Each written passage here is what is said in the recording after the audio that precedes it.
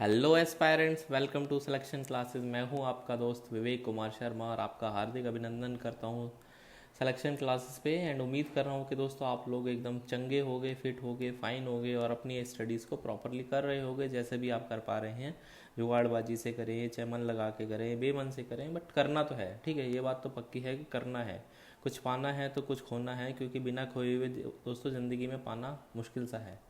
तो उसी सीरीज़ में दोस्तों यदि आपने अभी तक की प्रिपरेशन कर ली है, आपने सिलेबस एक तैयार कर लिया है, खासकर उन बच्चों ने जिनका CGL का एग्ज़ाम पेंडिंग है और CHSL का जो बाकी बच्चों का एग्ज़ाम रह गया था बीच में, उनकी चीज़ें रिवाइज़ करना उनको बहुत ज़रूरी है एग्ज़ाम से पहले। तो उसी के संदर्भ में, उसी के कंटेक्स्ट में दोस्तों ये वीडियो है ज्योमेट्री की। इसमें मैं आपको पूरा का पूरा ज्योमेट्री बेसिक से लेके और बिल्कुल एडवांस लेवल तक की ज्योमेट्री के नोट्स भी बनवाऊंगा, प्रोवाइड करूंगा। ये जो नोट्स हैं PDF है, मेरे टेलीग्राम ग्रुप में मिल जाएगी। सिलेक्शन क्लासेस बाय विवेक के नाम से आप उसको वहाँ से जाकर डाउनलोड कर लेना। नोट्स दोस्तों कलरफुल होने वाले हैं और जिससे आपको चीज़ें देखने में सुंदर भी लगे और आपको मज़ा भी आए पढ़ने में। तो कुछ ही पलों में हम लोग अपनी स्क्रीन की तरफ वापस लौटेंगे और मैं अपने आप को यहाँ से फ्रेम आउट कर लूँगा। दोस्तों बस जाते जाते इतनी सी बात है कि चैनल को सब्सक्राइब कर लेना, वीडियो पसंद आती है उसको लाइक और शेयर ज़रूर से करना। तो मिलते हैं दोस्तों नेक्स्ट फ्यू सेकेंड्स में स्क्रीन पर। तो बात करते हैं दोस्तों ज्योमेट्री की। ज्योमेट्री एक इम्पॉर्टेंट टॉपिक है और बेहद इम्पॉर्टेंट टॉपिक है उन सभी एग्ज़ाम्स में जहाँ पर ज्योमेट्री आती है। तो यदि आप ज्योमेट्री को दोस्तों सीखना चाहते हैं तो इसको विजुअलाइजेशन बहुत ज़रूरी है। ज्योमेट्री में विजुअलाइजेशन बड़ी कमाल की होनी चाहिए। यदि आप विजुअलाइज कर पाएंगे चीज़ों के साथ में तो आपके लिए चीज़ें ईजी हो जाएंगी। तो विजुअलाइजेशन काफ़ी जगह इम्पॉर्टेंट है और काफ़ी आपको हेल्पफुल रहेगी यदि आप चीज़ों को विजुअलाइज करेंगे। बिकॉज इजी होने के बाद आप क्या है क्वेश्चन को सॉल्व कर लेंगे। ठीक है, तो ये सारी बातें ज्योमेट्री से एक बेसिक था। अब चलिए बात करते हैं ज्योमेट्री की शुरुआत कैसे होती है। तो यदि हम ज्योमेट्री को दोस्तों पढ़ना शुरू करते हैं तो सबसे पहले हमें पॉइंट के बारे में जानकारी होनी चाहिए। तो पॉइंट होता है a line of zero magnitude. तो बेसिकली पॉइंट भी एक लाइन है बट उसकी लेंथ जो है वो ज़ीरो है, ये पॉइंट है। उसके बाद दोस्तों यदि हम पॉइंट से आगे बढ़ते हैं तो क्योंकि पॉइंट का कोई अपना अस्तित्व इसलिए नहीं है जब तक वो दूसरे पॉइंट के साथ में ना जुड़े तो चीज़ें आगे नहीं बढ़ेंगी। तो पॉइंट के बाद दोस्तों हम बात करते हैं रे की। तो रे में क्या होता है, a line originating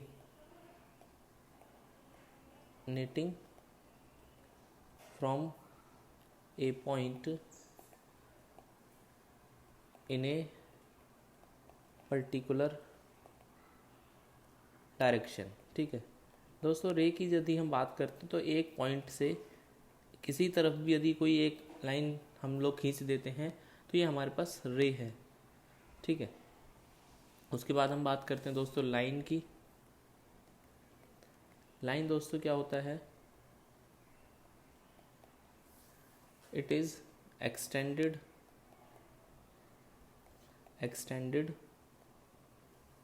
form of रे विच is in both direction of points। इसका मतलब क्या है दोस्तों, यदि हम लाइन को स्टडी करते हैं तो जैसे पॉइंट है, एक तरफ ये बढ़ाया और एक तरफ दोस्तों हमने ये बढ़ाया, तो लाइन की जो लेंथ है वो डिफाइन नहीं, मतलब इनडेफिनेट है। तो इसको लाइन को जनरली हम स्मॉल लेटर से रिप्रेजेंट करते हैं। एल लाइन है एक दोस्तों, सिमिलरली ये लाइन एम है मेरे पास, तो ये दोनों तरफ जा रही है, इनफाइनाइटली जा रही है, ये हमारे पास लाइन है। अब हम बात करते हैं दोस्तों लाइन सेगमेंट की। लाइन सेगमेंट, तो लाइन सेगमेंट का मतलब क्या होता है, line of finite length.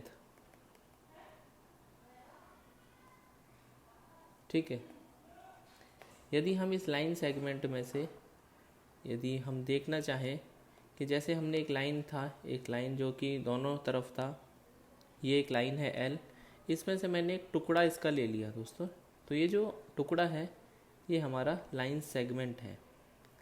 Line segment, उम्मीद कर रहा हूँ कि धीरे धीरे चीज़ें आपको दोस्तों समझ में आ रही होंगी, क्योंकि अभी आपको दिमाग पे जोर इसलिए नहीं डालना है क्योंकि अभी कुछ ऐसी बात ही नहीं आई है दिमाग पे जोर डालने वाली। तो हमने अभी तक लाइन के बारे में जाना, लाइन सेगमेंट के बारे में जाना और रे के बारे में जाना। अब हम बात करते हैं दोस्तों पैरेलल लाइंस का, क्योंकि यहाँ से चीज़ें ज़्यादातर स्टार्ट होती है। एकदम ज्योमेट्री की बात करते हैं तो पैरेलल लाइंस का, जैसे मैंने बोला कि हमारे पास दोस्तों दो लाइंस हैं एल और एम। तो यदि ये पैरेलल होनी है तो ये बात क्लियर है कि हर एक पॉइंट के बीच में इनकी जो दूरी है वो समान होनी चाहिए। जैसे आपने रेलवे ट्रैक देखे होंगे वो पैरेलल हैं, ठीक है। तो यहाँ पर क्या है, आप देख पाएंगे कि जो डिस्टेंस है वो कांस्टेंट है, कहीं पर डिस्टेंस ज़्यादा नहीं हो रही, कहीं पर कम नहीं हो रही। तो ऐसी जो लाइंस होती है वो दोस्तों पैरेलल लाइंस होती हैं। अब पैरेलल लाइंस के बाद में दोस्तों हमारे पास एक लाइन होती है जिसको हम ट्रांसवर्सल लाइन बोलते हैं। समानांतर रेखाएं होती हैं ये एल और एम पैरेलल लाइन। मान लो ये ट्रांसवर्सल लाइन टी है।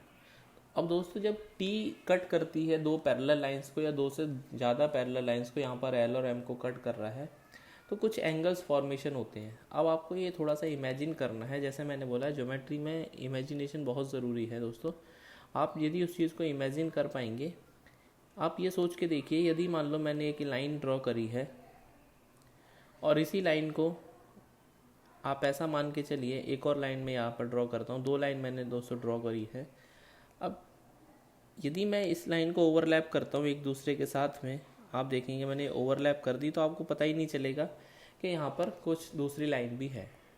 बट यदि आप चीज़ों को थोड़ा सा गहराई से समझेंगे दोस्तों, तो यहाँ पर जैसे ही मैं दूसरी लाइन को इसके ऊपर से हटाने की कोशिश करूँगा तो ये इस तरह की फिगर हमारे पास बनती हुई चली जाएगी, ठीक है। अब इस फिगर का क्या फ़ायदा है दोस्तों कि यहाँ पे कुछ एंगल्स बनते हैं, ठीक है। यहाँ पे दोस्तों कुछ एंगल्स बनते हैं, लाइक ये एक लाइन है, उन एंगल्स को हमें स्टडी करना है। तो यदि हम एंगल्स की बात करते हैं तो पहले इस लाइन को ऐसे कंप्लीट कर लेते हैं। ये लाइन सेगमेंट भी ले सकते हैं, ऐसा कोई ज़रूरी नहीं है कि लाइन सेगमेंट में प्रॉपर्टी नहीं होगी दोस्तों। अब कुछ चीज़ें यहाँ पर आप देखिए कि ये वाला एंगल, आपको नहीं लगता कि यदि मैं इस वाली लाइन को उठा के नीचे की तरफ ले आऊँ और इस पर ओवरलैप कर दूँ तो क्या ये एंगल सेम नहीं होगा? डेफिनेटली आपका जवाब आएगा कि सर ये बिल्कुल सेम होने वाला है, ठीक है। तो दोस्तों ये जो एंगल्स हैं ये हमारे पास कॉरस्पॉन्डिंग एंगल्स हैं। कौन से एंगल्स हैं? Corresponding angle. यदि मैं इसको 1 बोलता हूँ तो इसको भी दोस्तों मैं 1 बोलूँगा। तो ये जो एंगल्स हैं 1 नंबर के, ये हमारे पास कॉरस्पॉन्डिंग एंगल्स बोलते हैं इनको दोस्तों। और ये क्या होते हैं? इक्वल होते हैं। ये दोस्तों क्या होते हैं? इक्वल होते हैं। अब ज़रा मैं 1 के साथ में यदि मैं 2 को लेता हूँ, रेड कलर को, सो आपको एक दिखाई दे गया होगा कि ये एक स्ट्रेट लाइन बन गई है।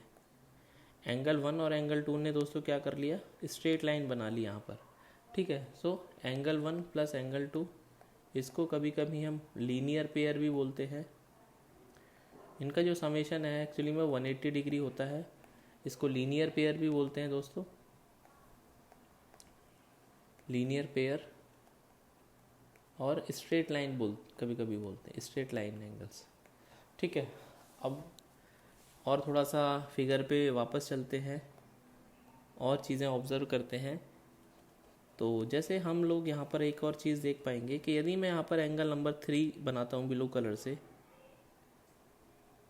यदि मैं एंगल नंबर 3 यहाँ पर दोस्तों बनाता हूँ ब्लू कलर से, सो जो एंगल्स अंदर की तरफ बन रहे हैं और एक ही साइड पे हैं लाइन के, तो वो दोस्तों को इंटीरियर एंगल होते हैं। आंतरिक कोण, सह आंतरिक कोण जिसको बोलते हैं दोस्तों, और वो को इंटीरियर एंगल्स होते हैं। तो को इंटीरियर एंगल्स भी दोस्तों इनका जो सम है वो भी 180 डिग्री होता है। That is angle 1 plus angle 3 की बात कर रहा हूँ मैं दोस्तों।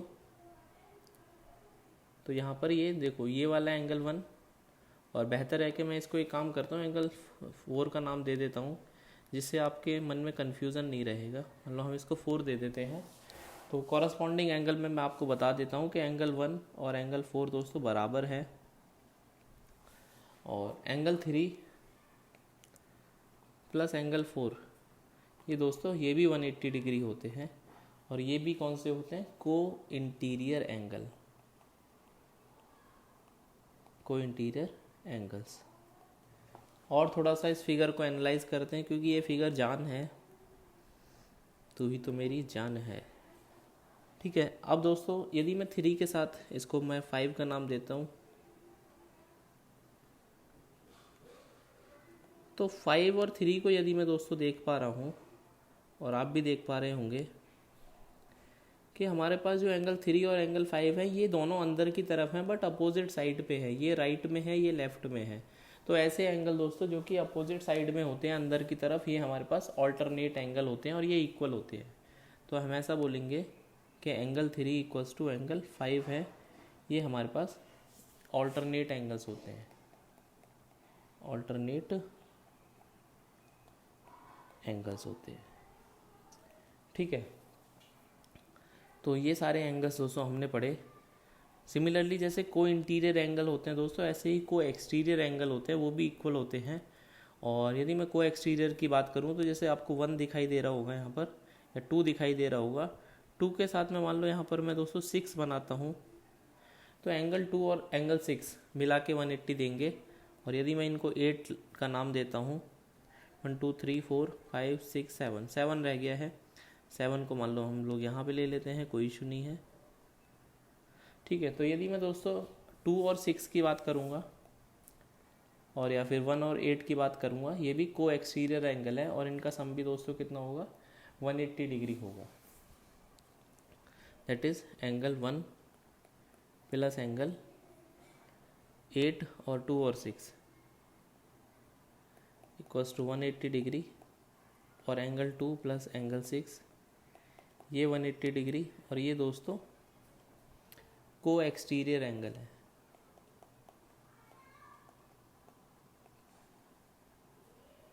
तो अभी तक उम्मीद कर रहा हूँ कि आपने सारी चीज़ें समझी होंगी। और हम लोग यदि इक्वल एंगल्स की बात करें तो इक्वल हमारे पास कौन कौन से एंगल दोस्तों मिलते हैं, तो ये बात आपको ध्यान में रखनी है। इक्वल हमारे पास एक तो वर्टिकली अपोजिट एंगल होते हैं, वर्टिकल अपोजिट, जो एक दूसरे के बिल्कुल आमने सामने होते हैं, जैसे इस तरह से। ठीक है, तो जब दो लाइन इंटरसेक्ट करती हैं स्ट्रेट लाइन, तो वर्टिकली अपोजिट एंगल बनाती हैं। एक दोस्तों वर्टिकल अपोजिट हो गए। फिर मैंने आपको बताया था कॉरस्पॉन्डिंग एंगल इक्वल होते हैं, कॉरस्पॉन्डिंग एंगल्स। और यदि हम बात करेंगे दोस्तों कॉरस्पॉन्डिंग के बाद, ऑल्टरनेट एंगल इक्वल होते हैं। ठीक है, ये इक्वल की कैटेगरी में आते हैं। और सम 180 डिग्री में दोस्तों कौन कौन आता है, जिनका सम 180 डिग्री होता है, एक तो लीनियर पेयर होते हैं, लीनियर पेयर। दूसरा दोस्तों यहाँ पर कौन से थे वो, को इंटीरियर एंगल्स। ये दोस्तों हमारे पास 180 डिग्री होते हैं, और को एक्सटीरियर भी होते हैं, को एक्सटीरियर। तो उम्मीद कर रहा हूँ इतनी बात अभी तक आप समझ गए होंगे। आगे बढ़ते हैं दोस्तों, अब हम थोड़ा सा एंगल्स के बारे में जानकारी जुटाते हैं। तो यदि हम एंगल्स की बात करते हैं दोस्तों, हम लोग एक लाइन से शुरुआत करते हैं। अब मान लो इस लाइन को हम रोटेट करना शुरू करते हैं, एक इसके ऊपर दूसरी लाइन लेते हैं, लाइक हम लोग एक येलो कलर की लाइन लेते हैं। मैंने इसके ऊपर एक लाइन यहाँ पर बनाना शुरू कर दिया। अब दोस्तों यदि मैं इस येलो लाइन को रोटेट करना शुरू करता हूँ, तो आप देखेंगे इस तरह से हम इसको रोटेट कर पा रहे हैं, तो ये एंगल क्रिएट हो रहा है दोस्तों। समझ पा रहे हैं आप इसको? ठीक है, मान लो ये यहाँ पर आके रुक गया, तो ये जो एंगल क्रिएट होता है दोस्तों, इनके बीच में, इनके दरमियान, इन्हीं को हम एंगल्स का नाम देते हैं। लाइक यहाँ पर ये जो एंगल क्रिएट थीटा हुआ है, इसको मैं ओ पॉइंट मान लेता हूँ, इस लाइन को ए ले लेते हैं, इसको थोड़ी देर के लिए बी ले लेते हैं। ठीक है, तो यदि हम एंगल्स को जब रिप्रेजेंट करते हैं दोस्तों, जहाँ पे एंगल बनता है उसको हमेशा बीच में लिखते हैं, एंगल ए बी, और ये बीच में ओ पर बन रहा है, तो एंगल ओ बी दोस्तों थीटा बोलते हैं। कितना बोलते हैं? थीटा। अब एंगल्स दोस्तों दो तरीके से मेज़र होता है। जब हम मेज़रमेंट की बात करते हैं तो जब हम एंगल्स के मेज़रमेंट की बात करते हैं, एक तो डिग्री में होता है और एक दोस्तों रेडियंस में होता है। बहुत बारीकी से चीज़ों को समझाने का प्रयास कर रहा हूँ। तो यदि मैं इस लाइन को जैसे मैंने अभी रोटेट करा था, फिर से एक बार रोटेट करने का प्रयास करता हूँ यदि हो पाती है तो, ठीक है। यदि मैं इस लाइन को पूरा एक चक्कर कंप्लीट करा देता हूँ, आप देखोगे ऐसे एक चक्कर कंप्लीट हो गया तो ये 360 डिग्री का एंगल बनता है दोस्तों, ठीक है। सो 360 डिग्री का एंगल बनता है फुल राउंड में, ठीक है। मतलब यहाँ पर लिखता हूँ मैं नीचे, एक राउंड या एक सर्कल की यदि हम बात करते हैं, एक सर्कल में 360 डिग्री होता है दोस्तों। और ये दोस्तों 2 पाई रेडियंस के बराबर होता है, 2 पाई रेडियंस। तो ये बात आपको समझ में आनी चाहिए कि दैट इज़ 360 डिग्री बराबर 2 पाई रेडियन। तो यहाँ से पाई रेडियन में 180 डिग्री होते हैं और 1 रेडियन दोस्तों 180 बटे पाई रेडियन होता है। 180 बटे पाई जो है डिग्री 1 रेडियन होता है, ठीक है। सो रेडियन बिगर यूनिट है, बिगर यूनिट, ठीक है। तो कौन बड़ा है? रेडियन बड़ा है। और यदि हम और चीज़ों को बारीकी से समझेंगे, आगे बताऊंगा आपको, तो फिलहाल तो आपको ये समझना है कि एक रेडियन में 180 बटे पाई डिग्री होते हैं। क्लियर? आगे बढ़ते हैं दोस्तों, हम एंगल्स को डिस्कस कर रहे थे। तो एंगल्स को फिर से एक लाइन बनाने का प्रयास करते हैं हम यहाँ पर, और एक दूसरे कलर का लाइन लेंगे, हम ग्रीन लेते हैं, आई लाइक ग्रीन, ठीक है। तो यहाँ पर एंगल बना ये दोस्तों थीटा। अब एंगल्स दोस्तों यदि हम बात करते हैं तो एक तो हमारे पास होता है एक्यूट एंगल, जिसको हिंदी में न्यून कोण बोलते हैं। सो न्यून कोण दोस्तों क्या होता है? वो एंगल जहाँ पर थीटा जो है वो 0 से तो बड़ा होगा और 90 से छोटा होगा। जनरली जब ज्योमेट्री की बात करते हैं तो एग्ज़ाम पॉइंट ऑफ व्यू से भी ज़्यादातर चीज़ें दोस्तों डिग्री में मेज़र करते हैं, ठीक है।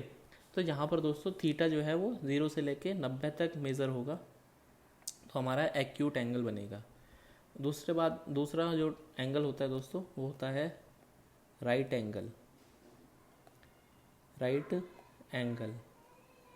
अब राइट एंगल क्या होता है कि यदि हम इस तरह से लेते हैं, ठीक है, ये दो लाइन इंटरसेक्ट करती हैं,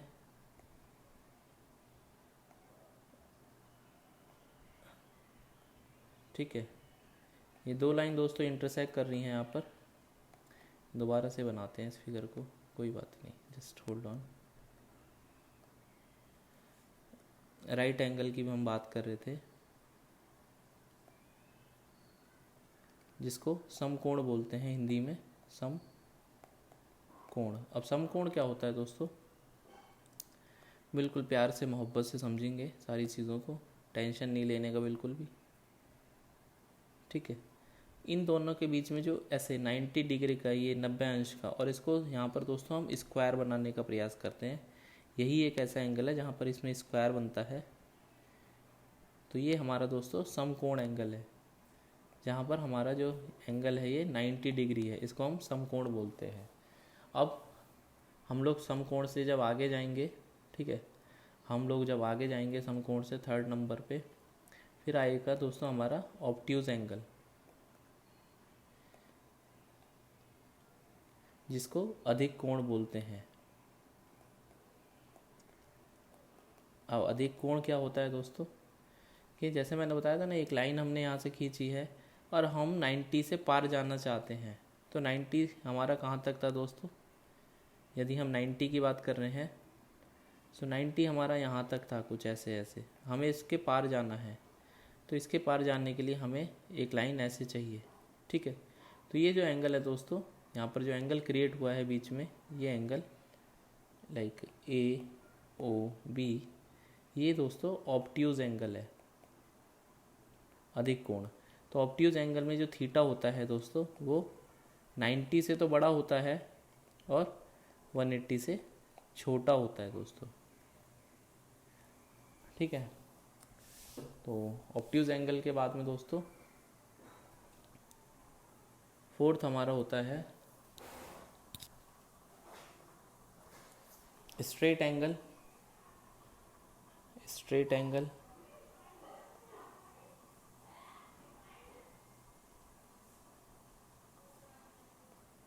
तो स्ट्रेट एंगल दोस्तों क्या होता है कि जब एक लाइन इस तरह से सीधी हमने खींच दी तो इनके बीच में जो एंगल बनेगा ऑब्वियस सी बात है वो 180 डिग्री का बनेगा।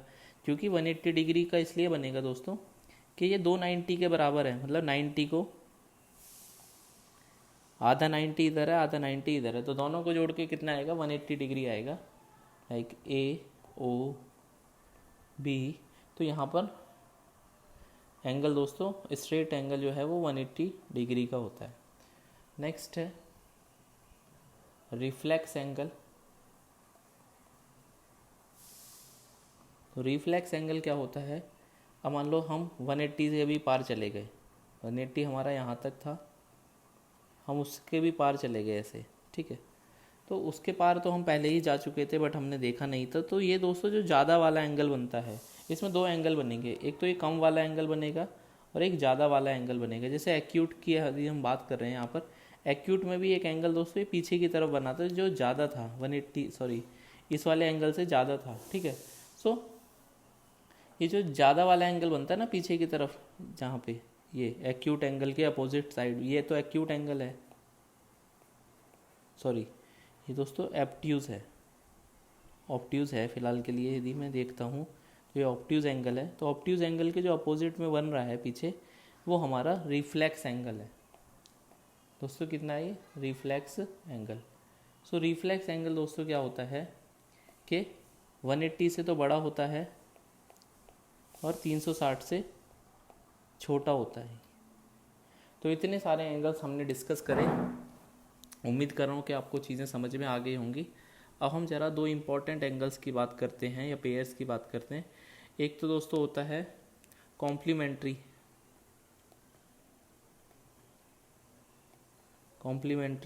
एंगल्स।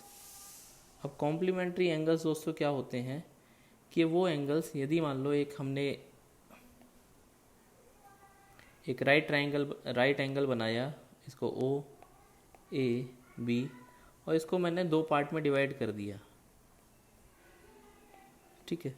तो मैं ये देख पाऊंगा कि एंगल θ1 मान लो नीचे बना और नीचे एंगल ऊपर एंगल दोस्तों θ1 बना। तो कॉम्प्लीमेंट्री एंगल में क्या होता है, दोनों का जो जोड़ है दोस्तों वो 90 डिग्री आता है। ये हमारे पास कॉम्प्लीमेंट्री एंगल्स होते हैं, ठीक है। इसमें सिर्फ दो ही एंगल्स ले सकते हैं, ठीक है। पेयर लेना पड़ता है हमको, तो पेयर में सिर्फ दो चीज़ें आती हैं, जोड़े में दो आते हैं। तो पेयर ऑफ एंगल जिनका सम 90 डिग्री होता है वो हमारे पास कॉम्प्लीमेंट्री एंगल्स होते हैं। बहुत इंपॉर्टेंट है दोस्तों। और उससे भी ज़्यादा इंपॉर्टेंट है एक सप्लीमेंट्री एंगल। जैसे आप लोग बोले थे ना सप्लीमेंट्स लेते हैं बाहर से अपनी हेल्थ को इम्प्रूव करने के लिए, उसी केस में दोस्तों ये सप्लीमेंट्री एंगल्स हैं। तो सप्लीमेंट्री एंगल्स दोस्तों क्या होते हैं कि यदि एक स्ट्रेट एंगल है मेरे पास और इसको मैं दो पार्ट में डिवाइड कर देता हूँ कहीं से भी, लाइक यदि मैंने डिवाइड कर लिया, ये θ1 है दोस्तों, ये θ2 है, तो यहाँ पर आप देख पाएंगे कि θ1 प्लस θ2 ये दोस्तों 180 डिग्री होगा। सो यदि दो पेयर ऑफ एंगल्स, जहाँ पर एंगल्स ये भी पेयर में ही रहेंगे, पेयर ऑफ एंगल जिनका सम 180 डिग्री होता है, ये हमारे पास सप्लीमेंट्री एंगल्स होते हैं।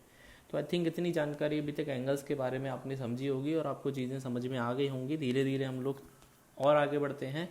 हम जरा पैरेलल लाइंस पे फिर से वापस आते हैं दोस्तों।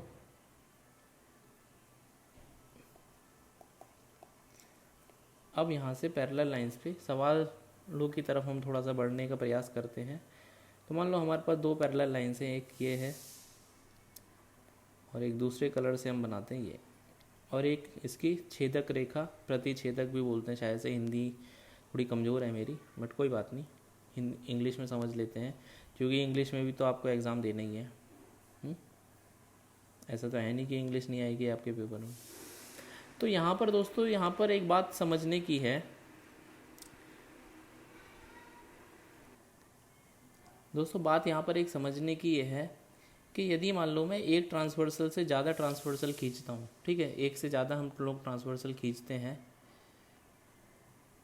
कैसे खींचेंगे जस्ट अभी बताता हूँ आपको। इसको थोड़ा सा इधर शिफ्ट कर देते हैं हम, या इसको हटा ही देते हैं, डिलीट करते हैं, एक और नई ट्रांसवर्सल खींचते हैं। लाइक इस तरह से एक ट्रांसवर्सल मैंने खींची और एक और हम लोग वाइट कलर से खींचते हैं, ये हमारे पास दूसरी ट्रांसवर्सल है। एक सीढ़ी नुमा आकृति आपको दिखाई दे रही होगी, ठीक है, ये एल एम, इसको पी, इसको क्यू। तो दोस्तों यहाँ पर एक चीज़ इम्पॉर्टेंट है कि यदि हमारे पास दो ट्रांसवर्सल हैं और पैरेलल लाइन दो से ज़्यादा हैं या दो भी हैं पैरेलल लाइंस, तो एग्ज़ाम पॉइंट ऑफ व्यू से मैं आपको बहुत इंपॉर्टेंट बात बता रहा हूँ कि यहाँ पे हमने एक और ले लिया, मान लो एल एम टी ले लेते हैं, इसको पी क्यू आर ले लेते हैं। तो यहाँ पर एक चीज़ नोटिस करनी है कि ये ए बी सी डी ई और एफ, ठीक है, तो लेफ्ट साइड का ratio, that is left side ratio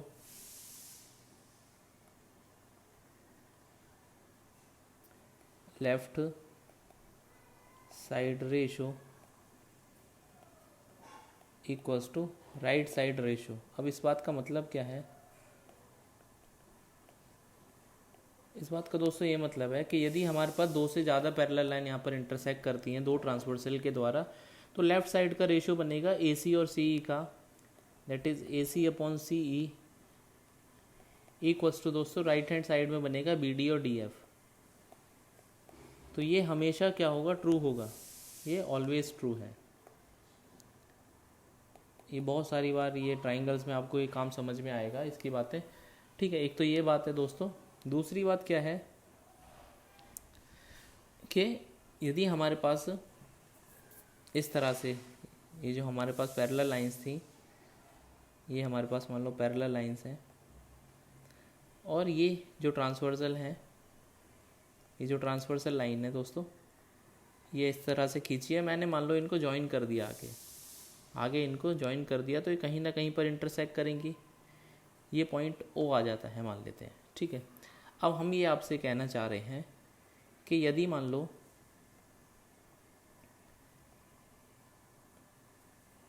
हमारे पास ये रेशो गिवन है, ये दोस्तों 1 2 3, ये रेशो 1 2 3 गिवन है, तो जब हमें साइड रेशो पता है तो how to find base ratio, that is base ratio from side ratio, कैसे फाइंड आउट करते हैं, ये बहुत इम्पॉर्टेंट है, ठीक है। तो यदि इस फिगर को मैं देख पा रहा हूँ तो यहाँ पर दोस्तों ये ज़ीरो है, क्योंकि ज़ीरो लेंथ है, तो हमें उस केस में क्या करना है, यदि मुझे बेस की लेंथ पता करनी है, ए बी सी डी ई और एफ, ठीक है, यदि मुझे ए बी की लेंथ पता करनी है या फिर सी डी की या फिर ई एफ की, तो कैसे पता करेंगे इसको? तो इस केस में दोस्तों आपको क्या करना है कि आपको टॉप से आना है, टॉप से इसमें इनको ऐड करना है, प्लस का साइन लगाना है। तो यदि मैं ए बी की लेंथ दोस्तों जानना चाह रहा हूँ तो ए बी मिलेगा मुझे 0 + 1 दैट इज़ 1, और ये सब रेशो मिलेंगे आपको, रेशो, जो सारी बातें हो रही हैं रेशो को हो रही हैं, तो ये दोस्तों 1 हो जाएगा। उम्मीद कर रहा हूँ ये बात आपको समझ में आ गई होगी। सिमिलरली दोस्तों यदि मैं 1 के साथ में फिर से इसको ऐड करता हूँ 2 को, तो ये सी डी मुझे 3 मिलेगा, 1 और 2 3 होता है, ठीक है। और सिमिलरली दोस्तों यदि मुझे ई एफ की मैं बात करता हूँ, तो इस 3 में दोस्तों फिर से यदि मैं इसको ऐड करता हूँ तो 3 और 3 6 मिल जाएगा। तो सी डी दोस्तों मुझे 3 मिला और ई एफ दोस्तों 6 मिला।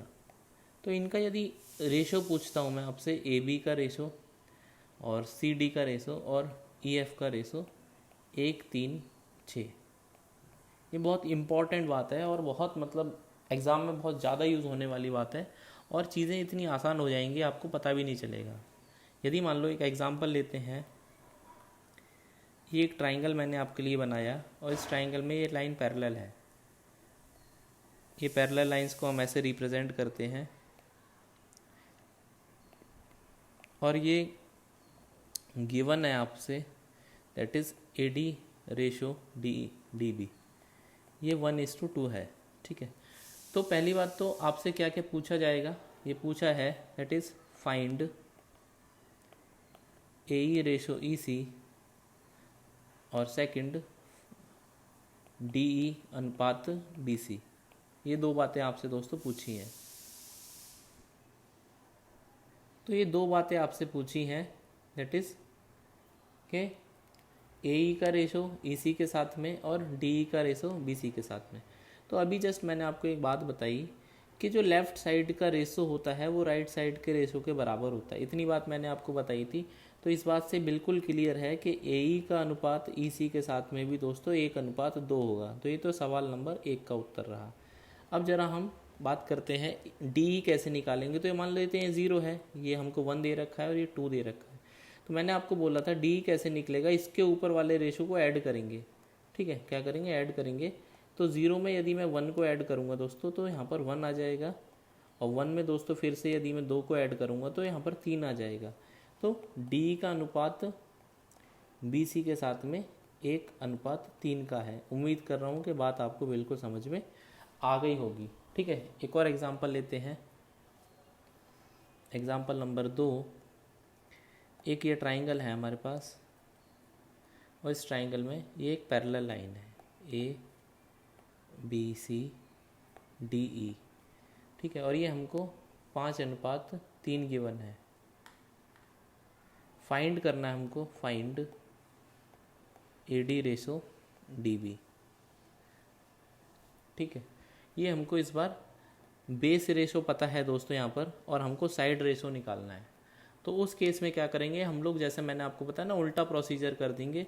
अब यहाँ पर ये 0 होगा क्योंकि यहाँ पर तो बिल्कुल कोई लेंथ है ही नहीं।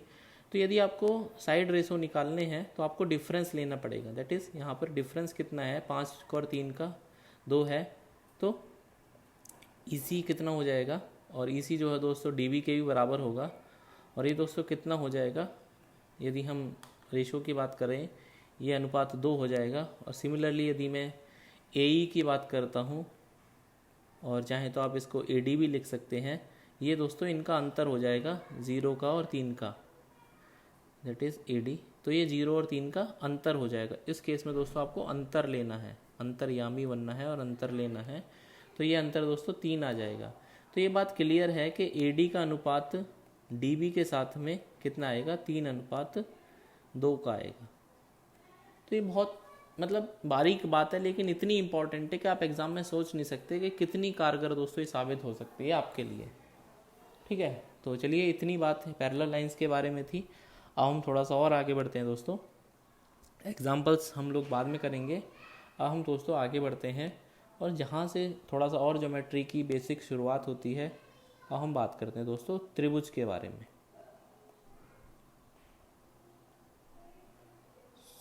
ट्राइंगल्स को हम लोग समझने का प्रयास करते हैं।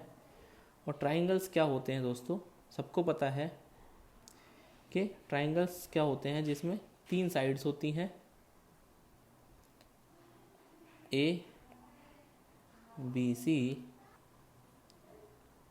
तो जनरली दोस्तों क्या होता है कि जो भी कोई, हम मान लो इसको A लेते हैं, तो इसके सामने वाली भुजा को स्मॉल a लेते हैं, और B के सामने वाली भुजा को स्मॉल b लेते हैं, और इसको स्मॉल c लेते हैं। ऐसा कोई ज़रूरी नहीं है, बट ये जनरली मैंने बोला लेते हैं इसको।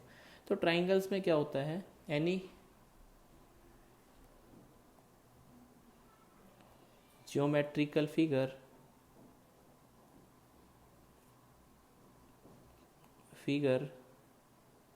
having 3 sides and 3 interior angles। 3 दोस्तों इसमें भुजाएं होती हैं। भुजा आपके पास है यहाँ पर, दैट इज़ AB, BC और CA। ये दोस्तों इसकी भुजा हैं, या फिर इनको साइड्स बोलते हैं। और दोस्तों यहाँ पर 3 ही एंगल बनेंगे। आंतरिक कोण की बात कर रहा हूँ मैं, 3 एंगल होते हैं अंदर की तरफ, that is angle ABC, angle BAC, और दोस्तों एंगल BCA। ये एंगल्स होते हैं ट्राइंगल्स में। 3 एंगल्स होते हैं, 3 दोस्तों साइड्स होती हैं। अब चीज़ों की शुरुआत होती है ट्राइंगल्स की बहुत बारीकी से। सबसे पहले ट्राइंगल बनता कैसे है, ठीक है। Properties of triangle.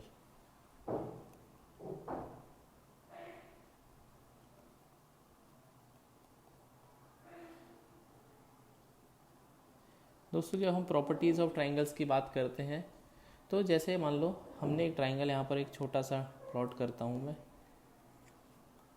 छोटा सा तो मेरा एक काम कर दे। हाँ, एक छोटा सा ट्राइंगल हम लोग यहाँ पर प्लॉट कर रहे हैं, that is A B C, A B C. तो इसकी 3 साइड्स हैं।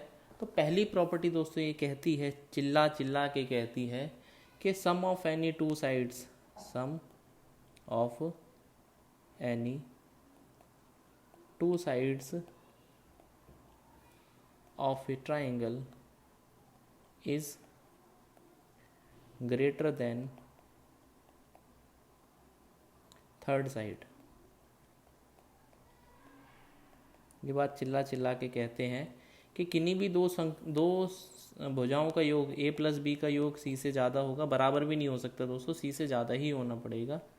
और सिमिलरली b प्लस सी जो है वो a से ज़्यादा होगा, और a प्लस सी दोस्तों वो b से ज़्यादा होगा। ये पहली प्रॉपर्टी है ट्राइंगल बनने की स्थिति में। दूसरी प्रॉपर्टी दोस्तों क्या कहती है कि फिर से हम एक ट्राइंगल यहाँ पर बना रहे हैं, that is A B C, A B C, ठीक है। अब दूसरी प्रॉपर्टी क्या कहती है कि यदि हम 2 भुजाओं का अंतर लेते हैं, that is difference of any 2 sides is smaller than third side। ये भी बात चीख चीख के कह रहा है ट्राइंगल अपने बारे में कि या आप किसी भी 2 भुजाओं का अंतर ले लो, दैट इज़ ए माइनस सी। अंतर का मतलब अंतर होता है, प्लस माइनस नहीं होता है, ठीक है। जब हम अंतर की बात करते हैं तो कोई भेदभाव नहीं है, अंतर मतलब सिर्फ अंतर होता है, no plus no minus, only अंतर, ठीक है।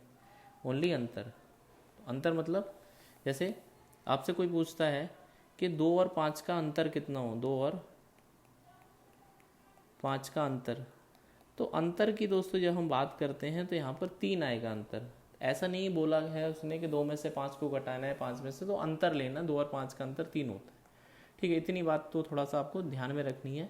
तो जब हम अंतर की बात लेते हैं दोस्तों तो पॉजिटिव की बात करते हैं यहाँ पर, तो वो तीसरे से कम होगा। ए माइनस यदि हम बी लेंगे तो सी से कम आएगा, और बी माइनस हमारे पास क्या आ गया, बी माइनस सी दोस्तों यहाँ पर तीसरे से कम आएगा। तो ये बात भी आपको समझ में आनी चाहिए। अब तीसरी बात करते हैं दोस्तों यहाँ पर, यदि मुझे इसका पेरीमीटर निकालना है, परिमाप, ये ट्राइंगल ए बी सी, तो पेरीमीटर होता है दोस्तों इसकी बाउंड्री, ठीक है। तो पेरीमीटर कितना होता है, इन तीनों को जोड़ देंगे भुजाओं का योग,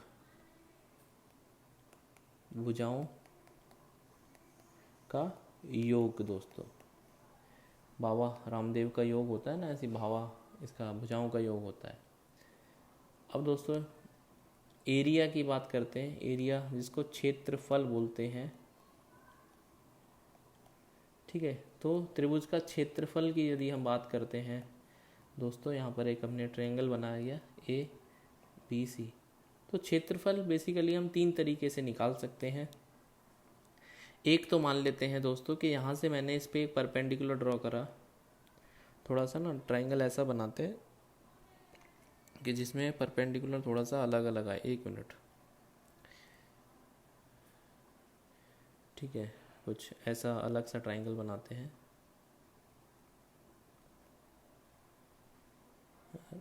क्यों परेशान कर रहे हो भाई हमको?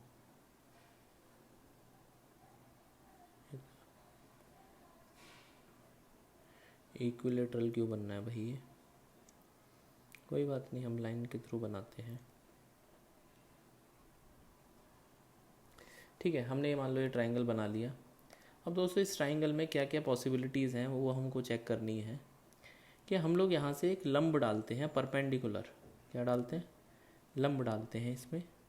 तो जब हम दोस्तों परपेंडिकुलर यहाँ से ड्रॉ करेंगे तो इसका परपेंडिकुलर यहाँ पर आएगा। सिमिलरली जब हम इस पर परपेंडिकुलर डालेंगे तो करीब करीब जो इसका परपेंडिकुलर है वो आई थिंक यहाँ पे ही आएगा, सही लग रहा है। और तीसरी वाली भुजा का दोस्तों परपेंडिकुलर है वो भी दोस्तों कहीं ना कहीं पे इंटरसेक्ट करेगा, ठीक है। तो यहाँ पर हमने एक चीज़ ऑब्ज़र्व करी, इनके लंब को हम अलग अलग कलर से बनाते हैं। सबसे पहली बात तो जैसे ही थोड़ा सा आपको इंटरेस्टिंग लगे फिगर, ये एक तरह से यहाँ पर ले लेते हैं इसको, और एक और कलर हम लोग ब्लू लेते हैं। आई लाइक ब्लू, ठीक है। ये अब दोस्तों यहाँ पर ये परपेंडिकुलर हमने ड्रॉ कर दिया यहाँ पर 90 डिग्री। तो जब हम बात करते हैं दोस्तों एरिया की, क्षेत्रफल की, तो यदि हम ए पर लंब डालते हैं, यदि दोस्तों हम ए पर लंब डालते हैं तो हमें ए का ही परपेंडिकुलर लेना पड़ेगा, दैट इज़ हाइट लेनी पड़ेगी। यदि दोस्तों हम बी पर लंब डालते हैं तो हमें बी का ही लंब लेना पड़ेगा। और दोस्तों यदि हम सी पर लंब डालते हैं तो हमें सी का ही लंब लेना पड़ेगा। तो एरिया की यदि मैं बात कर रहा हूँ दोस्तों, मेरे प्यारे दोस्तों, तो हाफ ऑफ, मैंने क्या बोला, यदि आप ए को ले रहे हैं तो इसी का लंब लेना पड़ेगा H1 बराबर हाफ ऑफ बी के साथ में बी का लंब और हाफ ऑफ सी के साथ में सी का लंब, ठीक है। तो ये बात तीनों ही केस में इक्वल हो गई, that is half of A1 H1 half of B2 H2 equals to half of B3 H3 बराबर A। तो यहाँ से हम कैंसिल करेंगे तो A1 का अनुपात, A तो हम दोस्तों यहाँ पर कोई बात नहीं, हमने A1 ले लिया, एक मिनट, हाँ B लेते हैं, तो हम इसको एक काम करते हैं, रिप्लेस कर देते हैं ना, क्यों टेंशन लेनी। A और यहाँ पर रिप्लेस हम B को यहाँ पर B और H2 से लेंगे, और यहाँ पर दोस्तों B3 की जगह C लेंगे, ठीक है। तो हम यहाँ पर एक चीज़ ऑब्ज़र्व कर पाए कि यदि मैं इनकी भुजाओं का अनुपात लूँगा, ABC का अनुपात, वो लंबों के अनुपात का उल्टा होता है, उल्टी का उल्टा होता है ना, ऐसे ये उल्टा होता है। तो ये भी एक इम्पॉर्टेंट प्रॉपर्टी है, आपको कंठस्थ रखनी है, याद रखनी है दोस्तों, ठीक है। चलिए अब हम बात करते हैं ज़रा आगे। तो मैंने आपको पहला तरीका बताया, दूसरा तरीका है एरिया ऑफ ट्राइंगल निकालने का, कि यदि मान लो हमने एक त्रिभुज बनाया और इस त्रिभुज का भी नेमिंग करा ABC,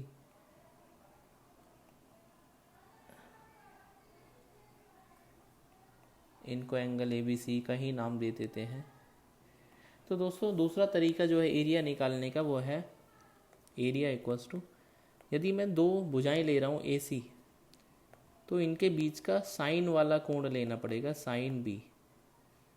सिमिलरली यदि मैं BC की बात करता हूँ तो साइन वाला कोण A के साथ में लेना पड़ेगा।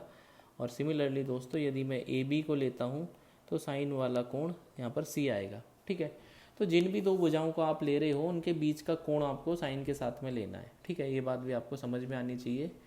और तीसरा जो एरिया है, तीसरा जो दोस्तों तरीका है एरिया निकालने का, इसके अलावा कोई तरीका नहीं है एरिया निकालने का, आप इस बात को यकीन मान लीजिए, दैट इज़ ABC। तो तीसरा है दोस्तों हीरोन्स फॉर्मूला, हीरोन्स सूत्र। ये उन्हीं ने बताया था, हीरोन्स मैथमेटिशियन थे, उन्होंने बताया कि एरिया जो रहता है दोस्तों S into S minus A, S minus B और S माइनस C। अब S क्या बला है दोस्तों, S बड़ी खूबसूरत बला है जिसको हम अर्ध परिमाप बोलते हैं, अर्ध परिमाप बोलते हैं। और ये A plus B plus C का आधा होता है, क्या होता है, आधा होता है, ठीक है। तो ये हमारा दोस्तों सेमी पेरीमीटर होता है। इतनी बात आई थिंक समझ में आ गई होगी। अब हम थोड़ा सा और चीज़ों के साथ में बढ़ते हैं। अब दोस्तों एक इम्पॉर्टेंट सवाल यहाँ पर उत्पन्न होता है और पैदा होता है कि ट्राइंगल्स को हम कैसे डिवाइड करते हैं, ठीक है। अब हम ट्राइंगल्स को डिवाइड करते हैं, क्लासिफाई करते हैं। तो ट्राइंगल्स को जब हम क्लासीफाई करते हैं तो दो तरीके से करते हैं।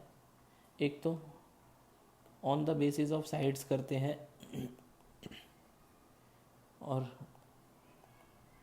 दोस्तों on the basis of angle करते हैं।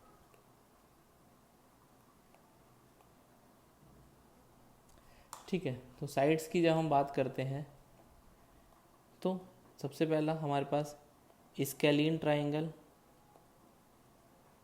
जिसको हिंदी में विषम बाहु बोलते हैं, बाहुबली। दूसरा आइसोसेलेस ट्राइंगल, जिसको दोस्तों हिंदी में बोलते हैं द्विसमबाहु, द्विसमबाहु। और तीसरा दोस्तों रहता है हमारे पास इक्विलेटरल ट्राइंगल, जिसको दोस्तों समबाहु बोलते हैं, जिसकी सारी भुजाएं बराबर हैं, वो समबाहु है। ठीक है, एंगल्स की दोस्तों यदि हम बात करते हैं तो न्यून कोण त्रिभुज, that is acute angle triangle, acute angle triangle दोस्तों हमारे पास सेकंड है। जैसे न्यून कोण होता है ऐसे ही ऑब्ट्यूज एंगल ट्राइंगल होता है, ऑब्ट्यूज एंगल ट्राइंगल, जिसको अधिक कोण बोलते हैं, अधिक कोण त्रिभुज। और तीसरा दोस्तों मैं यहाँ नीचे लिखने का प्रयास करता हूँ, थोड़ा सा और छोटा कर लेते हैं। ठीक है, तीसरा है जो रहता है दोस्तों, कलर भी चेंज कर देता हूँ, एक न्यून कोण हो गया और अधिक कोण हो गया, एक दोस्तों समकोण होता है, न्यून कोण ऑब्ट्यूज एंगल। ठीक है, एक समकोण त्रिभुज, समकोण त्रिभुज, जिसको राइट एंगल ट्राइंगल बोलते हैं। तो इस तरीके से दोस्तों हम इनका क्लासिफिकेशन कर सकते हैं। अब ज़रा इनके बारे में जानते हैं। सबसे पहले on the basis of sides, थोड़ा सा डिटेल में पढ़ते हैं।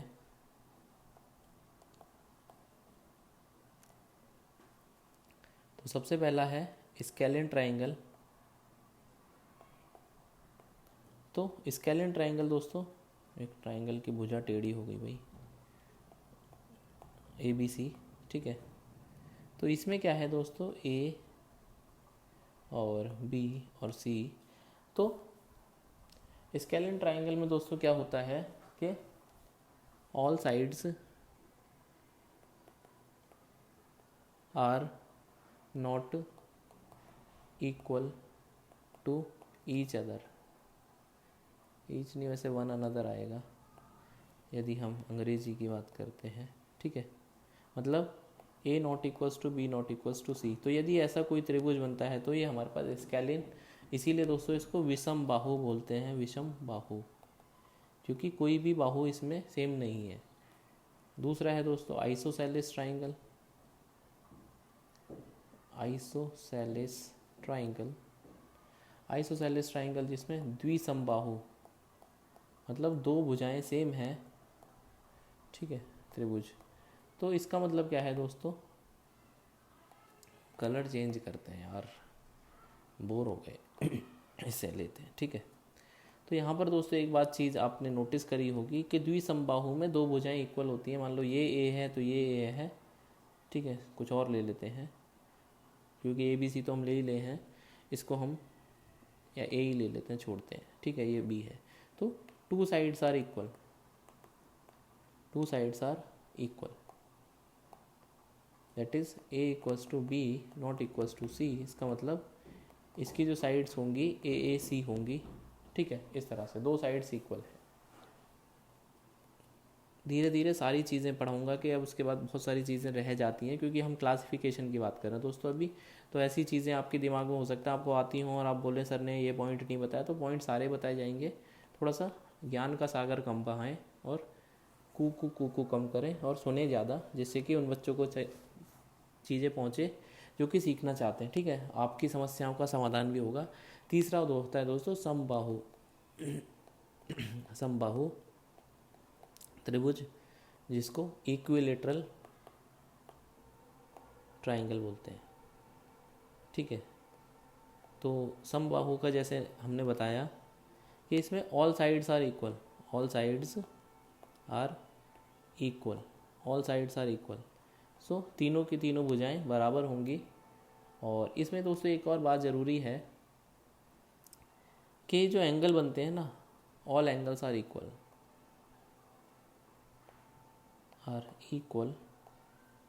That is each 60 degree. हर एक जो कोण है वो 60 डिग्री का होता है, ठीक है। अब हम कोण पे भी आएंगे। Each angle is 60 degree. तो ये तो ऑन द बेसिस ऑफ ये हुआ। और दोस्तों यदि हम बात करते हैं ऑन बेसिस ऑफ एंगल्स, तो सबसे पहले हमने आपको बताया था एक्यूट एंगल ट्राइंगल, जिसको हम बोलते हैं न्यून कोण त्रिभुज।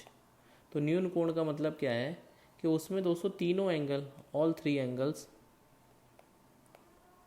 थ्री इंटीरियर एंगल्स की हम बात करते हैं दोस्तों। यहाँ पर ये बात भी ध्यान रखना, all three interior angles are less than 90 degree, ठीक है। तो जैसा कि हम लोग यहाँ पर एक बनाने का प्रयास करते हैं ABC, ठीक है। तो ये मान लेते हैं हम 70 ले लेते हैं, ये भी दोस्तों 70 है, और ये दोस्तों मान लेते हैं ये 40 है, ठीक है। तो तीनों के तीनों एंगल्स दोस्तों 90 से कम होते हैं, न्यून कोण होता है। दूसरा दोस्तों इसमें अधिक कोण होता है, अधिक कोण त्रिभुज, जिसको हम ऑब्ट्यूज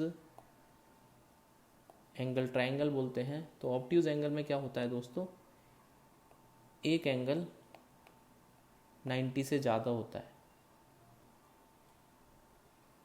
एक मिनट, थोड़ा सा और अच्छा सा बनाने का प्रयास करते हैं, क्योंकि आपको ऐसा ना लगे कि सर तो ऐसे ही।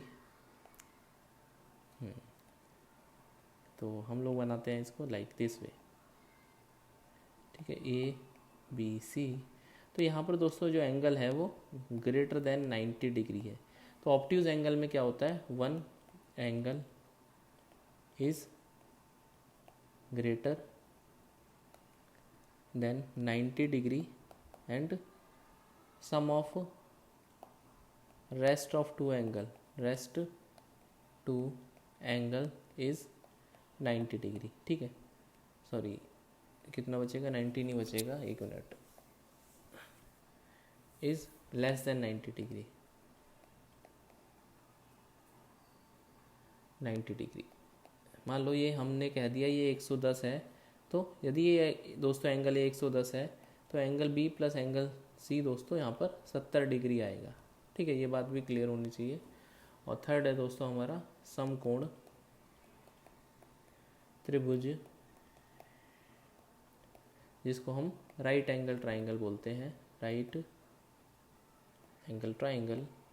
अब राइट एंगल ट्राइंगल में दोस्तों जैसा कि नाम से ही पता चल रहा है, एक एंगल 90 डिग्री का होता है, that is one angle is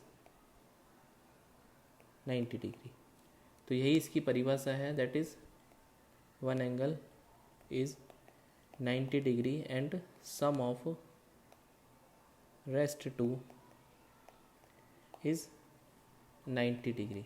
that is, यदि मैं इस वाले की बात करता हूँ, एंगल B यदि 90 है, तो ये बात क्लियर है कि angle B plus angle C, sorry angle A plus angle C दोस्तों 90 डिग्री होगा। तो आई थिंक इतनी बात आपको समझ में आ गई होगी, ठीक है। तो ये सबसे बड़ा एंगल होता है, ठीक है। यहाँ पर एक और बात आपको नोट करवा देता हूँ मैं चाहे तो, that is 90 degree is the largest angle in this triangle, ठीक है, लार्जेस्ट होता है। अब दोस्तों नेक्स्ट प्रॉपर्टी की यदि हम बात करते हैं, तो एक बात क्लियर होती है कि यदि हम एक त्रिभुज बनाते हैं,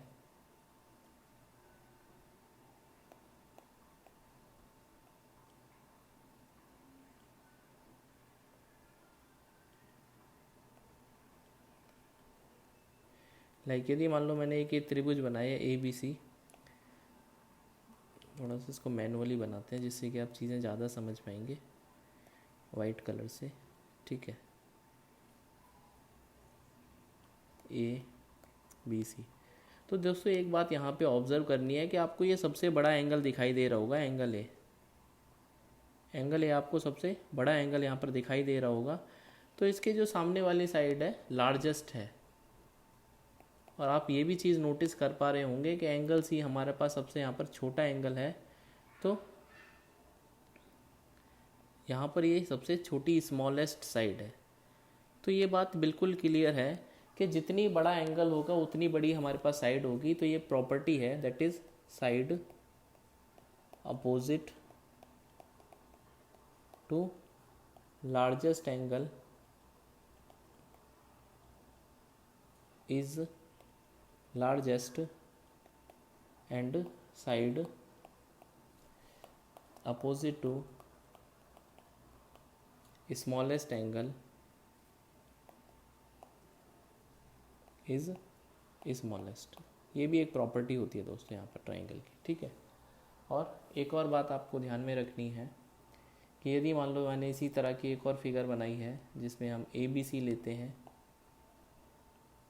तो यहाँ पर यदि मैं एक चीज़ और आपको नोटिस करवाना चाहता हूँ दोस्तों कि यदि मैं यहाँ से परपेंडिकुलर ड्रॉप करता हूँ, लाइक ये H1 है ग्रीन कलर का, एक ब्लू कलर से ड्रॉ करते हैं तो करीब करीब यहाँ पर आएगा ये H2, और एक और हम लोग और चूज़ कर लेते हैं, वो येलो कलर ले लेते हैं, और यहाँ से दोस्तों H3।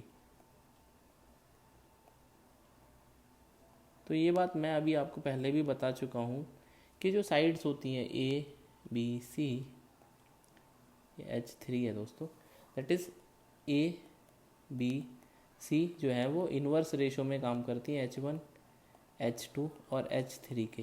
तो ये बात क्लियर है कि यदि A सबसे बड़ी साइड है, यदि दोस्तों आप A को सबसे बड़ी साइड बोल रहे हैं तो उसका एल्टीट्यूड सबसे कम होगा, ठीक है। तो ये बात आपको समझनी चाहिए, that is smallest altitude is on the greatest, या लार्जेस्ट लिखते हैं, is on the largest side and largest altitude is on smallest side. दोस्तों बहुत इंपॉर्टेंट बात है ये, यकीन मान के चलिए, बहुत सारी चीज़ों में काम आती है ये वाली बात कि जो सबसे बड़ी साइड है, यहाँ पर सबसे बड़ी साइड दोस्तों A है, तो A पर जो स्मॉल जो एल्टीट्यूड है A1 दोस्तों सबसे छोटा होगा, उससे छोटा कौन सी साइड है, A से सबसे छोटी यहाँ पर C है, तो यहाँ पर C पर एल्टीट्यूड सबसे बड़ा होगा, और दोस्तों H2 सबसे छोटा होगा। ये बात आप समझ लीजिए। ये कब कंडीशन है, यदि हमारे पास A जो है वो B से बड़ी है और B जो है वो C से बड़ी है। तो आज की क्लास में दोस्तों इतना ही रखते हैं। ट्राइंगल्स के बारे में हमने सीखा है बहुत कुछ और पॉइंट से शुरुआत करी है। नेक्स्ट क्लास में इससे आगे की चीज़ें सीखेंगे, साइन रूल, कोसाइन रूल और दुनिया भर की बातें, सीवियंस के बारे में, मास पॉइंट ज्योमेट्री और रेशो थ्योरम वगैरह सब कुछ हम सीखेंगे नेक्स्ट क्लास में। तब तक के लिए दोस्तों बस इतनी सी आपसे रिक्वेस्ट है कि आप इस चैनल को क्या करिए, सब्सक्राइब कर लीजिए, जिससे आपको लेटेस्ट नोटिफिकेशन दोस्तों टाइम से मिलता रहे। और आप इस चैनल को दोस्तों क्या कर लीजिए, सब्सक्राइब कर लीजिए, जिससे कि आपको लेटेस्ट नोटिफिकेशन टाइम से मिलता रहे और आप खुश रहें और हम भी आपको पढ़ाने में एंजॉय करें। So see you soon in the next video. Till then subscribe selection classes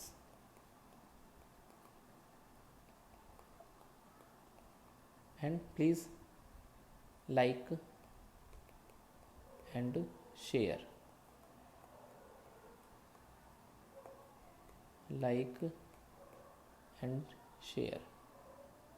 तो मिलते हैं दोस्तों नेक्स्ट वीडियो में, तब तक के लिए अपना ध्यान रखिए। Bye bye, take care.